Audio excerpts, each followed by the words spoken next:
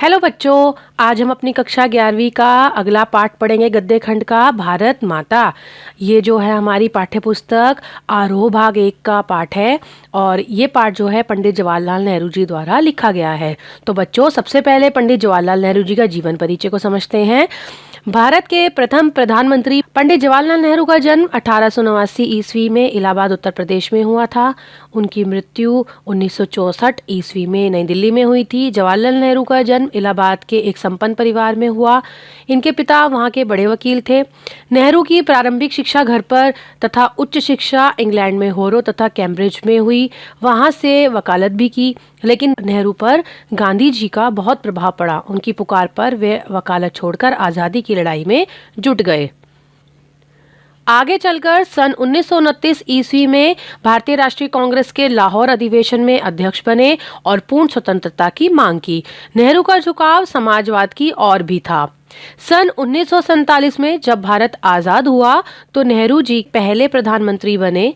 भारत के निर्माण में अंत तक जुटे रहे। उन्होंने देश के विकास के लिए कई योजनाएं बनाई, जिनमें आर्थिक और औद्योगिक प्रगति तथा वैज्ञानिक अनुसंधान से लेकर साहित्य, कला, संस्कृति आदि क्षेत्र शामिल थे। नेहरू जी बच्चों के बीच चाचा नेहरू के रूप में जाने जाते थे। शांति, अहिंसा और मानवता के हिमायती नेहरू जी ने अंतर्राष्ट्रीय स्तर पर विश्व शांति और पंचशील के सिद्धांतों का प्रचार किया। इनकी रचनाएं देखिए। मेरी कहानी, विश्व इतिहास की झलक, हिंदुस्तान की कहानी, पिता के पत्र, पुत्री के नाम, हिंदुस्तान की समस्याएं, स्वाधीनता और उसके बाद, राष्ट्रपिता, भारत की बुनियाद, एकता, लड़खड़ाती दुनिया आदि इन्होंने जो है प्रमुख रचनाएं लिखी हैं। तो बच्चों, ये था पंडित जवाहरलाल नेहरू जी का जीवन परिचय। अब हम जरा पाठ प्रवेश पढ़ते हैं। उसके बाद इस पाठ के सारांश को मैं निम्नलिखित बिंदुओं के माध्यम से सरल भाषा में आपको समझाऊंगी। तो पहले देखते हैं पाठ प्रवेश। प्रस्तुत पाठ हिंदुस्तान की कहानी का 5वां अध्याय है। इसका अंग्रेजी से हिंदी अनुवाद हरिभाऊ उपाध्याय ने किया है। इसमें पंडित नेहरू ने बताया है कि किस तरह देश के कोने कोने में आयोजित जलसों में जाकर वे जनता को बताते थे कि अनेक हिस्सों में बंटे होने के बाद भी हिंदुस्तान एक है। इस अपार फैलाव के बीच एकता का क्या आधार है और क्यों भारत एक देश है जिसके सभी हिस्सों की नियति एक ही तरीके से बनती बिगड़ती है। यही पूरे पाठ की विषय वस्तु है। इसी क्रम में पंडित नेहरू ने भारत माता शब्द पर भी विचार किया है और निष्कर्ष है कि भारत माता की जय का मतलब है यहाँ के करोड़ों करोड़ लोगों की जय।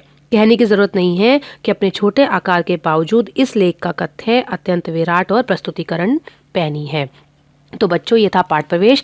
अब पाठ के सारांश को देखते हैं। स्वतंत्र भारत के प्रथम प्रधानमंत्री पंडित जवाहरलाल नेहरू जी द्वारा रचित यह निबंधात्मक लेख भारत माता में भारत माता की धरती, संस्कृति और यहाँ के लोगों को भारत माता की संज्ञा दी गई है। इस पाठ में उन्होंने बताया कि भारत माता के वास्तविक स्वरूप की चर्चा मतलब क्या है, किस तरह से की है उन्होंने। तो देखिए पाठ का सारांश। पहला देखिए किसानों से वार्तालाप। जवाहरलाल नेहरू जी भी एक जलसे से दूसरे जलसे में जाते थे तो वहाँ वे अपने श्रोताओं से भारत माता के वास्तविक स्वरूप की चर्चा भी करते थे और उन्हें बताते थे कि किस प्रकार से उत्तर से दक्षिण, पूर्व से पश्चिम तक सारा भारत एक ही है। उनकी समस्याएं एक ही है। वह उन्हें खैबर दर्रे से लेकर कन्याकुमारी तक का हाल सुनाते थे और उन्हें यह भी बताते थे कि जहां भी वे जाते हैं देश के सभी किसान उनसे इसी प्रकार के सवाल किया करते हैं। वह उन्हें बताते हैं कि सबकी समस्याएं यही है: गरीबी, कर्ज, पूंजीपतियों का शोषण, जमींदार, महाजन, बड़े लगान, सूद, पुलिस अत्याचार और विदेशी शासन की दास्तां। नेहरू जी कोशिश करते कि सभी देशवासी पूरे हिंदुस्तान के बारे में एक साथ सोचें तथा विदेशी शासन से छुटकारा पाएं। मतलब सबको एक साथ लेकर चलना चाहते थे। विदेशी शासन की चर्चा। जवाहरलाल नेहरू जलसे में अपने भाषण तथा बातचीत के दौरान चीन, स्पेन, अबिसिनिया, यूरोप, मिस्र आदि पश्चिमी एशिया होने वाले संघर्षों का भी वर्णन किया करते थे। वे उन्हें रूस में हो रहे परिवर्तन, अमेरिका की प्रगति के बारे में बताते रहते थे। यूं तो किसानों को विदेशी के बारे में समझाना आसान नहीं दिखता था, पर नेहरू जी ये काम कठिन नहीं लगता था, फिर भी उनको बताते ही रहते थे। कारण यह था कि किसानों ने पुराने महाकाव्य तथा कथा पुराणों की कथा कहानियां पढ़ सुन रखी थी। कुछ लोगों ने तीर्थ यात्राएं भी कर रखी थी। तो इस बहाने वे चारों धामों की यात्राएं करके भारत के चारों कोनों से परिचित हो चुके थे। कुछ सिपाहियों ने बड़ी बड़ी लड़ाइयों में भी भाग लिया था। कुछ लोग और अधिक जागरूक थे। उन्हें सन 1930 ईस्वी के बाद आई आर्थिक मंदी के कारण दूसरे देशों का हाल मालूम था। अब देखिए अगला, देखिए भारत माता की जय के नारे पर नेहरू जी का प्रश्न, मतलब उन्होंने क्या प्रश्न किया। जलसे में कभी कभी नेहरू जी का स्वागत भारत माता की जय के नारों से होता था।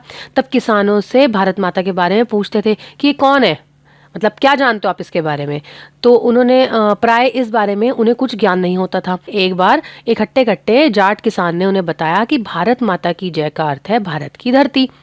तब नेहरू जी ने उनसे पूछा कि कौन सी धरती, उनके गांव की धरती, जिले की धरती, सूबे की या पूरे देश की धरती। इस प्रश्न पर फिर सब किसान हैरान रह जाते। भारत माता की व्याख्या की थी उन्होंने। नेहरू जी बताते थे कि भारत माता की जय तो सभी बोलते हैं, तो वो कहते हैं कि उससे भी अधिक, मतलब भारत माता की जय से अधिक और कुछ भी नहीं है। नेहरू जी बताते थे कि भारत माता वह सब तो है ही जो वह सोचते हैं, वह उससे भी और अधिक कुछ और भी है।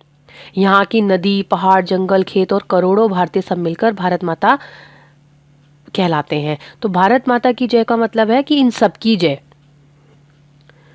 जब वे लोग स्वयं को भी भारत माता का अंग समझते थे तो उनकी आंखों में से एक विशेष प्रकार की चमक आ जाती थी। तो मतलब बच्चों, इस पाठ में उन्होंने भारत माता शब्द को जो है उसकी व्याख्या भी की है और आपको बताया है कि देश के जो हम चाहे किसी भी हिस्से में रहें, किसी भी कोने में रहें, किसी भी धर्म के हों, किसी भी जाति के हों, लेकिन भारत माता यानी हम सब को एक साथ जोड़े हुए है ये धरती, ये माता, हम सब एक हैं और हम सबको एक ही होके रहना चाहिए। तो बच्चों, ये मेरी वीडियो थी, आप इसे लाइक करें, शेयर करें, मेरे चैनल को सब्सक्राइब करें। मेरे जो सोशल नेटवर्किंग साइट है, ट्विटर और फेसबुक पेज पर आप उस पर भी जाके इसको देख सकते हैं। आप उस पर भी आप अपने कमेंट कर सकते हैं। तो और मुझे कमेंट करके ज़रूर बताएं कि आपको ये पार्ट समझ में आया। धन्यवाद।